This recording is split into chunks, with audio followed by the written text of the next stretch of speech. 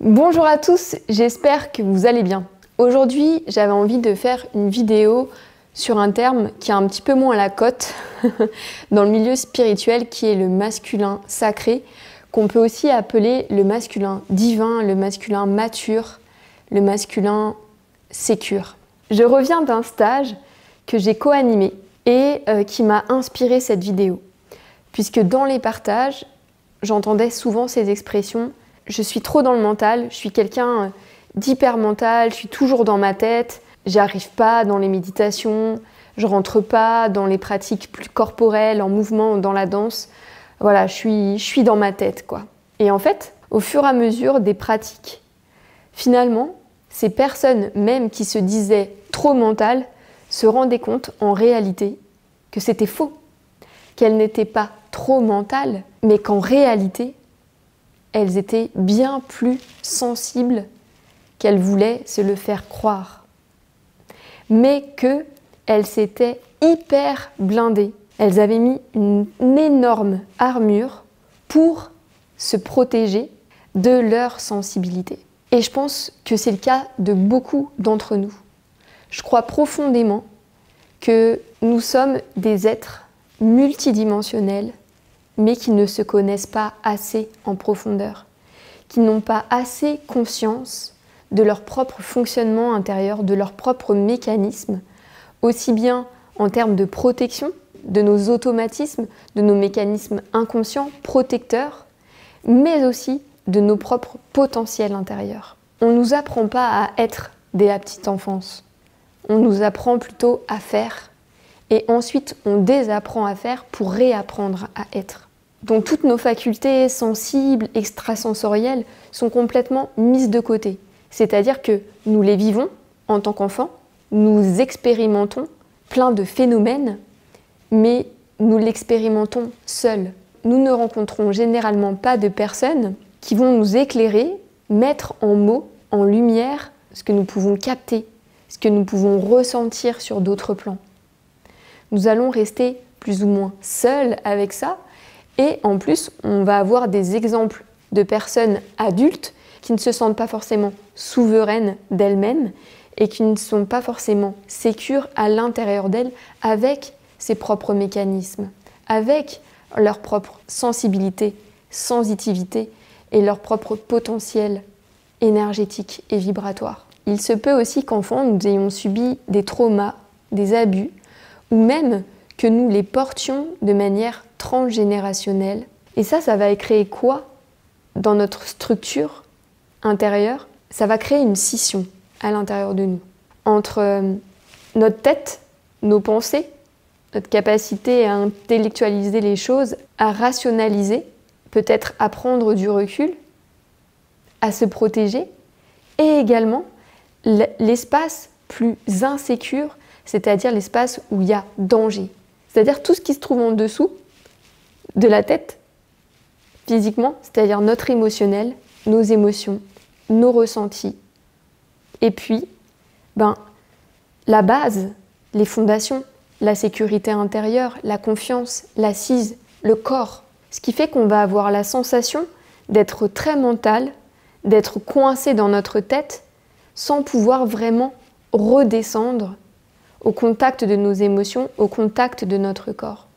Et pourtant, on le sait que sur ce chemin vers nous-mêmes, à la rencontre de nous-mêmes, de ce que nous sommes véritablement, de l'amour de nous-mêmes, nous avons à un moment donné besoin d'entrer au contact de nos émotions, de nous laisser traverser par nos émotions, de ressentir nos émotions dans le corps, pour remettre à la terre ce qui a besoin d'être déchargé, d'être drainé, d'être purifié, d'être nettoyé, d'être libéré. Mais ça va être hyper compliqué quand émotionner, c'est insécure. Quand ressentir, c'est insécure. Quand tout en moi vibre l'insécurité. Et c'est là qu'intervient l'ouvrage, le raffinement de notre énergie masculine. Et c'est ce qui est vraiment, je trouve, à l'œuvre en ce moment, pour vivre une véritable union intérieure, une union sacrée entre nos polarités, entre toutes nos facettes, entre toutes nos ambivalences, nos contradictions, c'est de se réapproprier notre yin, notre part plus féminine. Mais j'ai envie de dire, elle est là, elle n'a pas besoin d'être réappropriée, puisqu'elle l'est. C'est ce que nous sommes quand nous sommes libres d'être nous-mêmes. C'est l'expression libre de notre vérité, de nous-mêmes, l'expression libre de l'amour. C'est là, c'est déjà là. Mais ce qui peut, entre guillemets, coincer cette expression libre, c'est pas le yin vis-à-vis du yin, mais c'est le yang et le yin. C'est rassembler ces deux énergies. C'est ces visions, ces croyances aussi que l'on a autour de ces deux énergies ensemble.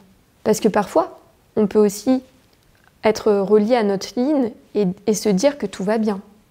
Et puis être relié à notre yang et se dire aussi qu'on est à l'aise dans ces deux polarités.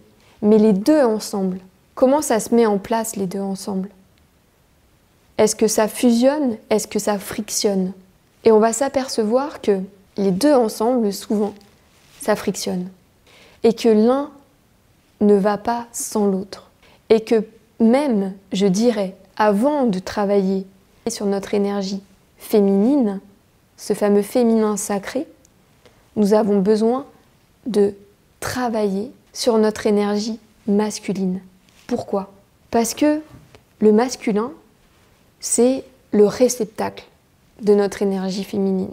C'est ce qui va permettre à notre énergie féminine de se sentir sécure, de se sentir contenue, enveloppée, sans surprotéger, sans enfermer, sans cloisonner, mais simplement sentir qu'il y a comme ça des mains qui nous portent et qui nous portent avec fermeté, c'est-à-dire que c'est solide, c'est sûr, c'est concret, c'est ancré, c'est droit, c'est rigoureux, mais il peut y avoir aussi plein d'amour, plein de délicatesse, plein de tendresse dans ce yang sécure, mature, divin.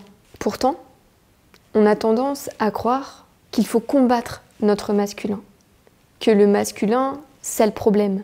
Et oui, ça peut être un problème lorsque l'on vit à partir d'un masculin blessé, qui a envie de dominer, qui a envie de contrôler pour ne plus subir, pour ne plus être soumis, pour se sentir exister plus que les autres, pour s'affirmer, parler plus fort plus que les autres, pour aussi ne pas perdre le contrôle et garder cette casquette contrôlante de prise, de pouvoir, de possession même sur l'autre. Mais tout ça, ce sont les aspects, je le répète, du masculin blessé. Ce ne sont pas les aspects du masculin divin, sécure. Aujourd'hui, nous sommes vraiment amenés à reprendre chacun, chacune, notre place ici sur Terre. Comme je le disais précédemment dans mes 2 anciennes vidéos, nous sommes amenés à retrouver notre juste place, à se réaligner avec notre juste place, notre fréquence originelle, et à manifester véritablement les aspirations de notre âme. Mais cela ne peut se faire, comme je le disais, qu'en étant ancré dans notre cœur, dans notre corps, et avec comme appui notre masculin divin, mature, sécure.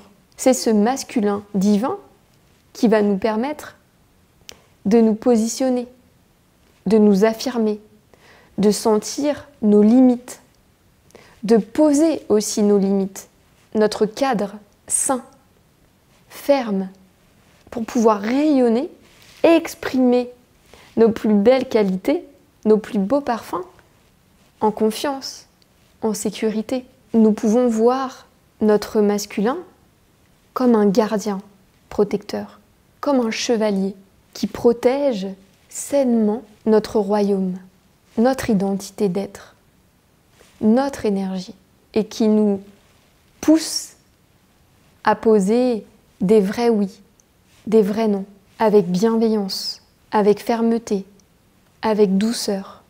Il peut y avoir et de la douceur et de la fermeté ensemble, par amour pour nous-mêmes.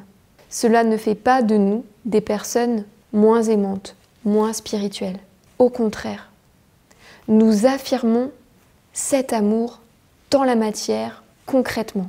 Nous permettons à cet amour de s'ancrer véritablement, de trouver une vraie assise, un vrai ancrage dans le corps, dans la terre. Nous offrons à cet amour un espace d'expression. C'est comme si nous disions à l'amour, ok, tu es déjà accueilli, tu es là. Et là, dans cet espace qui est mon corps, et à travers tous mes corps, je t'offre la possibilité de t'exprimer à travers tous mes corps, de t'exprimer à travers moi. Mon corps, ce sont les limites qui permettent à l'amour d'avoir une structure pour s'expanser librement. C'est merveilleux. Du coup, l'amour n'est pas là pour être ouvert à tout, toute chose, tout le monde et toutes les idées, tous les projets, mais à un axe, une direction et peut suivre avec exactitude, justesse, finesse cette direction, la libre expression de notre âme, sans partir dans tous les sens. Ça structure cette libre expression de soi-même. Et en structurant cette libre expression de nous-mêmes, cela nous permet de manifester notre vision bien plus rapidement, avec une plus grande efficacité et une plus grande clarté. Alors, je suis sûre que ça, vous connaissez déjà. Mais peut-être que vous vous demandez, ok, maintenant, comment je fais pour ramener de la sécurité dans mon corps? Comment je fais pour me réapproprier ce masculin divin, ce masculin mature à l'intérieur de moi? Alors, je suis sûre que, globalement, toutes ces choses-là, vous en avez conscience. Mais vous vous demandez sûrement, comment je ramène de la sécurité dans mon corps? Comment je peux me réapproprier mon masculin divin, sécure, mature? Eh bien, toutes les choses que je vais vous proposer, ce sont des choses hyper simples. La première, c'est comment était mon père avec moi? Quelle est l'image que j'ai de mon père? Quelle est l'image que j'ai du père? Et vous pouvez aller sur plusieurs strates, c'est-à-dire quelle est l'image que j'ai de mon père biologique, physique? Comment était-il avec moi? Qu'est-ce que je pense de lui? Qu'est-ce que je crois de lui? Est-ce qu'il y a des émotions qui viennent quand je me connecte à lui, quand je me relie à lui? Est-ce qu'il était dans un masculin divin, sécure, mature? Est-ce qu'il a été source pour moi de sécurité intérieure? Est-ce qu'il était présent ou pas? Absent? Ça, déjà, ça va en dire long sur votre rapport à votre propre masculin divin. La deuxième question à se poser, c'est comment étaient les hommes de ma lignée, maternelle ou paternelle? Quelle était la représentation du masculin, de la polarité masculine à travers les hommes de ma famille? Est-ce que c'était les femmes qui portaient cette polarité ou les hommes la portaient-ils? Comment la portaient-ils? Était-elle saine ou pas? Et puis ensuite, vous pouvez aller dans la strate supérieure, c'est-à-dire le Père divin. Est-ce que j'ai la sensation d'avoir été abandonnée du Père divin en ayant quitté la source? Est-ce que j'ai de la colère? Est-ce que je sens son soutien? Est-ce que j'ai toujours la sensation d'être abandonnée, d'être seule? Est-ce que vous sentez sa présence dans votre cœur et dans votre corps? Est-ce que vous sentez sa guidance? Est-ce que vous sentez vibrer dans son corps, faire partie de son corps, de son cœur? Toutes ces questions sont déjà les premières bases de votre exploration intérieure pour libérer les mémoires associées au masculin, pour libérer les émotions négatives, les croyances limitantes associées au masculin. La deuxième chose, ça va être d'observer votre rapport à l'émotion de colère. Parce que bien souvent, j'ai remarqué qu'on associe le masculin avec la colère. D'autant plus si on a associé que les hommes, notre père ou les pères étaient des personnes colériques et comme on ne veut pas de colère, on ne veut pas de ce masculin. Donc, allons explorer notre rapport à la colère. Quand je prononce le mot colère à l'intérieur de moi, qu'est-ce qui se passe dans mon corps? Comment je me sens? Qu'est-ce qui vient? Quels sont les souvenirs qui viennent? Est-ce qu'il y a même d'autres émotions qui viennent derrière la colère? Est-ce qu'il y a quelque chose de plus profond? Est-ce qu'il y a de la tristesse? Est-ce qu'il y a du désespoir? Est-ce qu'il y a de la rage? Est-ce qu'il y a de la peur? Qu'est-ce qu'il y a derrière cette émotion de colère? Parce que bien sûr que la colère est une émotion, et comme toute émotion, elle est ni négative ni positive. Elle est. Et elle est juste, elle est saine. Elle nous permet de nous positionner et de positionner aussi nos limites.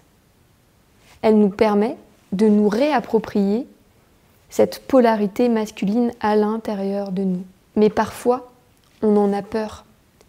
Parce que la colère est souvent en lien avec une certaine forme de puissance, de force intérieure, voire même de force de destruction, une force vitale.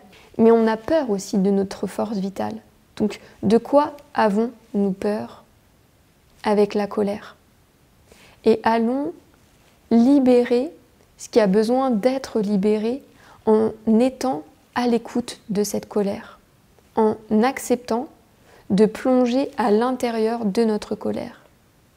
Et ça, comme d'habitude, vous pouvez très bien le faire en méditation ou avec le mouvement, par la danse, imaginons, ou bien avec aussi une méthode plus artistique par le dessin et laisser la colère s'exprimer à travers vous par le dessin. La troisième chose à aller explorer pour se réapproprier cette énergie de masculin divin et cette sécurité, c'est se réapproprier notre corps. Et ça, je vous inviterai à regarder la vidéo d'il y a 2 semaines que j'ai faite, qui est une vidéo complète là-dessus.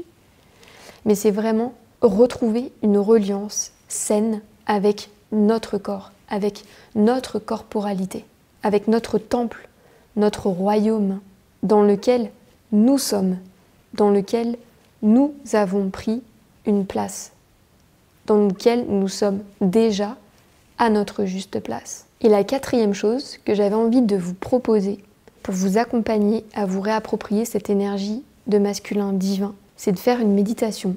Et dans les méditations, je le redis parce que ça arrive souvent, quelquefois on peut visualiser des choses, mais si on ne les visualise pas, c'est pas grave. L'idée c'est de les ressentir dans le corps, de faire confiance à notre corps dans ce qu'il capte, dans ce qu'il ressent, dans ce qu'il reçoit, y compris à notre conscience qui vient venir télécharger les justes informations pour nous. Dans cette méditation, je t'invite à aller te relier à ton énergie masculine, à ton yang, et d'observer comment c'est dans ton corps, comment tu te sens au contact de ton yang, dans quelle zone de ton corps tu ressens ton yang, comment tu ressens ou pas l'énergie de ton yang circuler dans ton corps. Ça peut être aussi une couleur, tu peux aussi ressentir une odeur, un parfum. Laisse venir à toi toutes les images, toutes les sensations, sans aucun jugement. Et ensuite, tu vas demander à cette énergie masculine, à cette polarité yang, de prendre toute sa place, toute sa juste place dans ton corps. Et de te faire ressentir quelle est cette juste place là maintenant dans ton corps. Qu'est-ce que ça donnerait de vibrer, d'incarner ce masculin divin, mature, ici et maintenant dans ton corps, et de laisser venir ces sensations et d'observer qu'est-ce qui change, qu'est-ce qui est différent, et ensuite vraiment de veiller à bien prendre des notes pour te rendre compte de où est-ce que tu en es et vers quoi tu vas, et de rester connecté à ce vers quoi tu vas, à ce masculin divin, sécure, mature, et de pouvoir t'y relier tous les jours pendant un cycle de 21 jours. De t'amuser vraiment à te relier à cette nouvelle énergie de masculin, divin, mature, sécure à l'intérieur de toi. De lui dire oui, de t'amuser en conscience à lui dire oui, à l'accueillir à l'intérieur de toi, à lui donner de la place. Plus tu vas laisser s'installer en toi cette nouvelle énergie de masculin divin, mature, sécure, plus tu vas sentir que tu es à ta juste place. Tu n'auras plus besoin d'aller la chercher, de te prouver pour chercher que tu as ta place, pour rechercher quelle est ta place. Tu vas simplement te sentir que tu es déjà à ta place. Et ce qui est génial, c'est que en te sentant pleinement à ta place, en reprenant ta juste place dans ton cœur, dans ton corps, sur la terre, en union sacrée, tu vas permettre aux autres de prendre la leur. C'est cet exemple que je donne souvent. Imaginez que nous sommes tous et toutes le grand puzzle de la vie et que notre place, c'est une pièce de ce puzzle. Et que lorsque nous cherchons notre place, lorsque nous ne savons pas quelle est notre place, on va en fait s'éparpiller et s'étaler sur des pièces du puzzle qui ne sont pas les nôtres. Et on n'est pas à notre juste place. Et on le sent à l'intérieur de nous. Alors que du moment où on reprend notre place, où on reprend notre pleine souveraineté d'être, pouf, il y a tout qui vient se reconcentrer, se densifier, se manifester, se matérialiser dans une pièce, dans notre pièce, notre place, notre fréquence. Parce qu'on est venu vraiment vibrer sur cette terre, notre fréquence originelle qui ne correspond à aucune autre, notre individualité de conscience, mais qui s'assemble à toutes les autres, qui est dans toutes les autres. Mais nous émanons, nous vibrons, nous incarnons notre fréquence, notre plein potentiel sur la terre. Et ça rayonne de fou. Et on le sent à l'intérieur. C'est ancré, c'est stable, c'est solide. Et donc ça permet à tous les autres de se repositionner aussi dans leur juste place, de reprendre la leur également. Ce qui est magique aussi, c'est que en étant dans cette souveraineté d'être, on propose aux autres, en le rayonnant nous-mêmes, de goûter à la leur, de vibrer et d'être dans leur propre souveraineté. Et donc, on arrive à tenir nos limites sans s'imposer, simplement en les vibrant à l'intérieur et donc à les émaner à l'extérieur, mais aussi à pouvoir les exprimer sainement et à sentir ce respect pour nous-mêmes, sans le chercher de l'extérieur. Vous savez, ce fameux respect qu'on recherche toujours de la part de tout le monde, que parfois il nous arrive même de quémander, de crier, de hurler « respectez-moi ». Mais là, c'est plus nécessaire, puisqu'on se l'offre ce respect, on se le donne, on se le fait vivre, on se respecte dans nos limites, dans nos besoins, dans nos envies, dans notre amour, dans notre oui, dans notre non, dans ce que l'on fait entrer ou non à l'intérieur de notre royaume. Donc oui, incarner notre masculin divin, mature, sain, sécure, c'est incarner encore plus d'amour pour nous-mêmes. Ce n'est pas incompatible. Ce n'est pas contradictoire. C'est vivre en union sacrée. C'est vivre en amour. C'est tout aussi divin, tout aussi spirituel que le reste. Car en réalité, tout est divin. Donc arrêtons de séparer les choses. Arrêtons de prôner que le féminin et que les aspects féminins. Les aspects masculins sont aussi divins et spirituels. Et plus nous nous les réapproprions avec justesse, avec maturité, et plus nous pouvons incarner pleinement notre vérité sur la terre, nos pleins potentiels de vie, notre vivance, notre jouissance. Et vraiment, en ce moment, ça pousse fort pour qu'on le vive chacun individuellement. Et c'est vraiment ce que je vous souhaite. Réintégrer cette union sacrée, réintégrer ces polarités à l'intérieur de nous. Danser avec, vivre avec au quotidien, c'est jouissif, c'est kiffant, je vous garantis. Et si vous avez envie d'aller plus loin, d'explorer cela, en tout cas avec moi, il y a encore la possibilité de rejoindre ma retraite divine qui se passe en présentiel en Isère du 30 mai au 2 juin. Je me réjouis de vous retrouver et je vous souhaite une belle semaine.